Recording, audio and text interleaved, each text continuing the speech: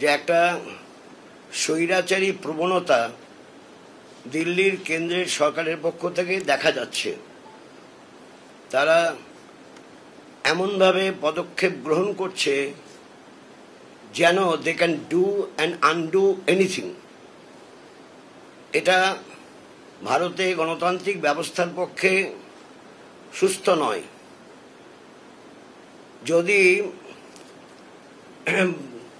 কেউ দোষী বলে প্রমাণিত হয় বা কোনো দুর্নীতির সঙ্গে সম্পর্ক আছে বলে প্রমাণিত হয়, সেটা যদি আগে হয়ে থাকে, অনেক আগে হয়ে থাকে, তাহলে নির্বাচনী বিধি চালু হওয়ার পর নির্বাচন কমিশনের তত্ত্বাবধানে যখন প্রশাসন তার কাজকর্ম করতে হয়, সেখানে দুম করে একটা রাজ্যের মুখ্যমন্ত্রীকে সঙ্গে সঙ্গে তাকে ধরে নিয়ে যাওয়া যায় না, উচিত না। এটা কখনো গণতান্ত্রিক প্রক্রিয়ার সঙ্গে সামঞ্জস্যপূর্ণ নয়। তাই মিস্টার অরবিন্দ কেজরিওয়ালকে যেভাবেতে ধরল, তার দোষ এখনো প্রমাণিত হয়নি। দোষ প্রমাণিত নিশ্চয়ই যদি হয় সে পরের ব্যাপার, কিন্তু যেই চার্জগুলো বলা হয়েছে তার অনেক আগে, বোধহয় 15 মাস আগে বা 12 মাস আগে তার মন্ত্রিসভার মুখ্যমন্ত্রী তাকে গ্রেপ্তার করা হয়েছিল। তাহলে তারপরেই তাকেও গ্রেপ্তার করা যেতে পারত, তাহলে এই কথা বলতাম না। 5 মাস আগে গ্রেপ্তার করতে পারত, আজকে এই কথা বলতে হতো না। এটা ভারতীয় গণতান্ত্রিক ব্যবস্থার পক্ষে অশনি সংকেত।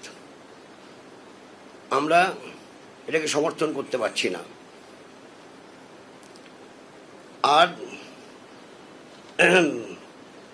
যেভাবে কথাবার্তা বলা হচ্ছে, তাতে মনে হচ্ছে দেশে গণতান্ত্রিক ব্যবস্থাটা বোধহয় কাজ করছে না।